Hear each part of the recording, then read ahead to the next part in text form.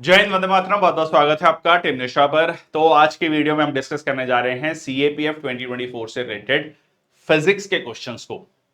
शुरुआत करते हैं आज के सेशन की। आगे बढ़ने से पहले एक इंपॉर्टेंट जानकारी, सीएपीएफ 2026 और सीडीएस 2026 के कोर्सेज लॉन्च हो चुके हैं।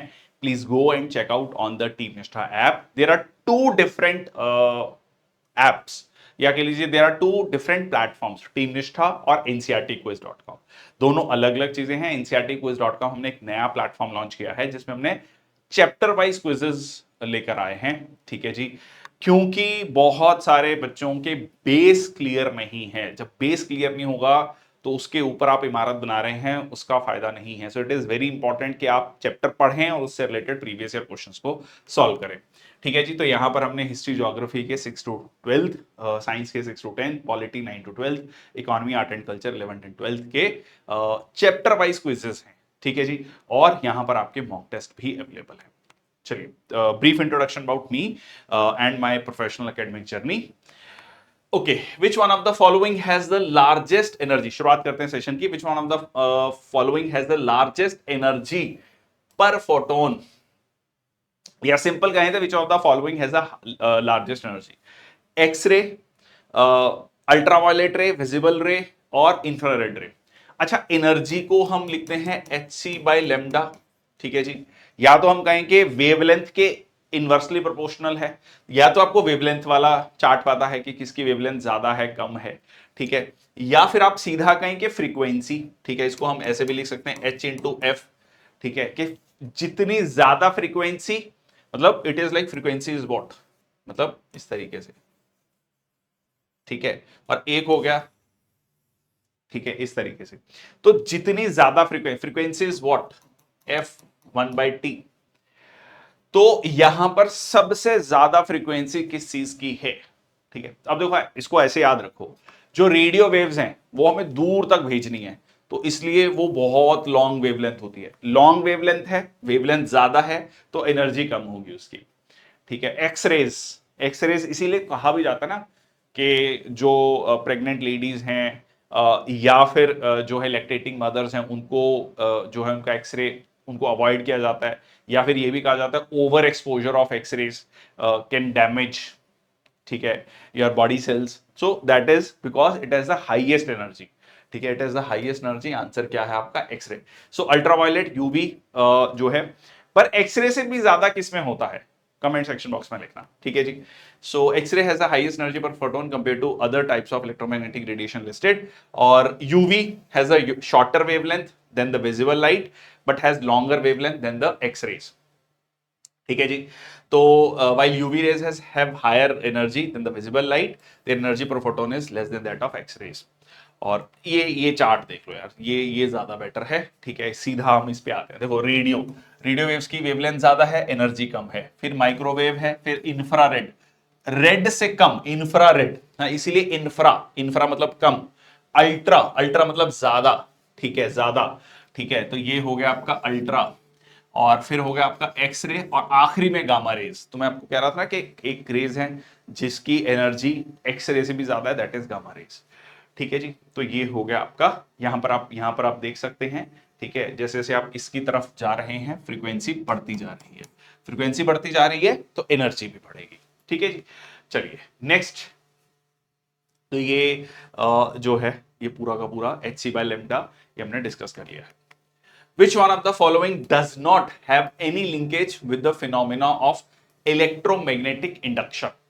देखो, इलेक्ट्रोमैग्नेटिक, इलेक्ट्रिसिटी पास की, मैग्नेटिज्म हुआ, उसकी वजह से एक इंड्यूस हो रहा है दूसरे में भी जो है आपको इलेक्ट्रोमैग्नेटिज्म देखने को मिल रहा है।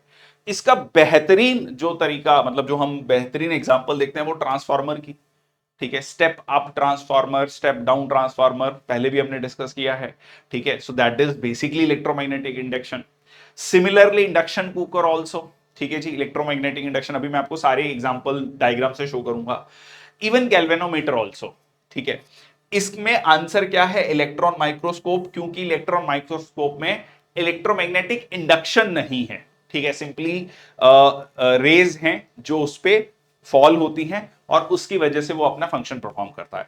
Electron microscope uses electron beams to study microscopic structures, ठीक है, माइक्रोस्कोप है बेसिकली, ठीक है।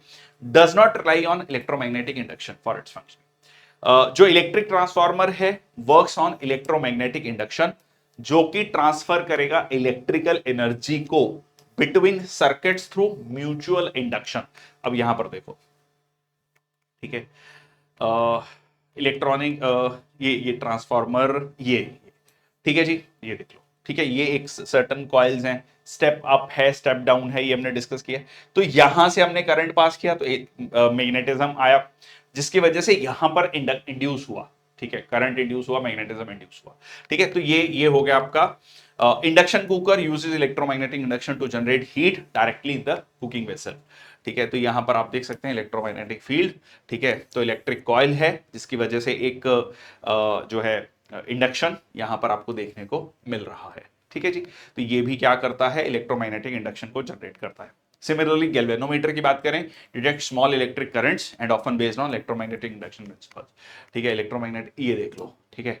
तो यहां पर आपने ये करंट पास किया, ये आयरन है, तो यहां पर क्योंकि इलेक्ट्रोमैग्नेटिक इंडक्शन जो है आया, तो यहां पर आपको गैल्वेनोमीटर में वो देखने को मिलेगा, पोटेंशियल डिफरेंस देखने को मिलेगा।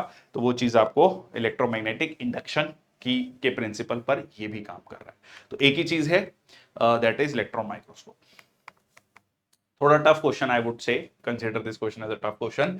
आगे चलते हैं, बहुत आसान क्वेश्चन, ये बहुत आसान क्वेश्चन है, ये बहुत ही स्टैंडर्ड क्वेश्चन है। ऑडिबल रेंज क्या है hearing for women, 20 kilo hertz to 200 kilo hertz, 20 hertz to 20 kilo hertz, ठीक है जी। तो ये हम 20 हर्ट्स से 20,000 हर्ट्स की बात करते हैं।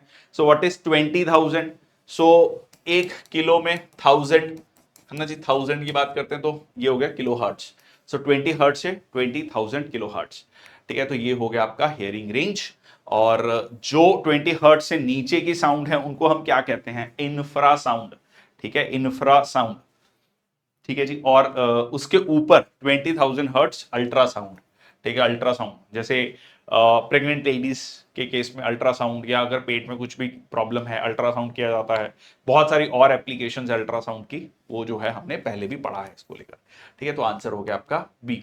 विच one of the following heat transfer mechanism does not require a medium, किसमें आपको मीडियम की जरूरत नहीं पड़ती है। अब देखो कन्वेक्शन है, कन्वेक्शन में एक लिक्विड मीडियम है, ठीक है, यहां से आप हीट दे रहे हैं, तो ये यहां पर जो है स्पेस बिटवीन द मॉलिक्यूल्स बढ़ेगा, हिट हो रहा है, हीट हो रही है। यहां पर ठंडा है, स्पेस बिटवीन द मॉलिक्यूल्स कम है, तो ये ज्यादा डेंस है तो नीचे आएगा, ये लेस डेंस है ये ऊपर आएगा। तो एक मीडियम चाहिए ना कन्वेक्शन के लिए। सिमिलरली कंडक्शन के लिए, ठीक है जी, जिसमें कि एक जो पार्टिकल है दूसरे को हिट करता है, फिर हीट ट्रांसफर होती है। बेसिक, बहुत ही सिंपल एग्जांपल, किचन में गए, पतीला गर्म था, हाथ लगाया, एकदम हाथ पीछे आता है, तो पतीला गर्म था। या आपने चूल्हे पे पतीला रखा हुआ है तो पतीला भी गर्म हो जाता है ना। तो वो क्या है, कंडक्शन, ठीक है। तो हीट ट्रांसफर हुई, कंडक्शन। और कोलिजन, कोलिजन भी क्या है, दो दो पार्टिकल्स आपस में टकरा रहे हैं, दैट इज ऑल्सो मीडियम, ठीक है जी। एक चीज है जिसमें आपको ट्रांसफर मैकेनिज्म नहीं चाहिए, मतलब मीडियम नहीं चाहिए, सो दैट इज द रेडिएशन, ठीक है, दैट इज द रेडिएशन, ठीक है, रेडिएशन, क्योंकि इसमें इलेक्ट्रोमैग्नेटिक वेव्स की कहानी आ जाती है। So conduction is a process, heat transfer through direct contact between particles. तो यहां पर आप देख सकते हैं, this is the conduction, transfer of energy between adjacent molecules. Convection, movement of hot fluid. Radiation, emission of electromagnetic rays, ठीक है। So convection में involvement of movement through fluids, heat of movement of heat through fluids, वो liquid हो सकता है, gas हो सकता है, ठीक है। और radiation refers to the transfer of heat through electromagnetic waves, ठीक है जी। Such as sunlight, unlike conduction और convection, radiation does not require a medium. अब सनलाइट से जो लाइट आ रही है, सन से जो लाइट आ रही है, जो बीच में कहा क्या है, बीच में तो वैक्यूम है, तो वो पास नहीं होना चाहिए था, मीडियम तो कुछ है नहीं है, फिर भी वो यहां तक पहुंच रहा है, तो दैट इज इलेक्ट्रोमैग्नेटिक रेडिएशन, ठीक है। Can occur even in a vacuum. और कोलिजन जो है in the context of heat transfer, collision between particles, वो essential on the part of conduction process only, ठीक है, कंडक्शन प्रोसेस में यही है, कोलिजन हो रहा है पार्टिकल्स के बीच में, ठीक है, इसीलिए आपको वो हीट ट्रांसफर या जब ये हैंडल आप पकड़ते हैं तो गर्म मिलता है क्योंकि कंडक्शन हो रहा है। ठीक है जी, तो ये हैंडल में हीट कहां से पहुंची, कंडक्शन के थ्रू पहुंची। यहां पर आज का सेशन समाप्त होता है। फिजिक्स के जो क्वेश्चन थे CAPF 2024 में वो कम थे। यहाँ पर जो है अगर आप देखेंगे रिसेंटली टाइम्स में कुछ कुछ क्वेश्चन कंप्यूटर के भी फिट हो गए हैं, ठीक है, तो इसलिए और बाकी चीजों के भी वेटेज ऊपर नीचे हो रही है।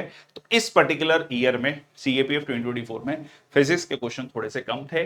That's all from my side, thank you so much, I hope the video serves the purpose. मिलते हैं अगली वीडियो में, थैंक यू सो मच।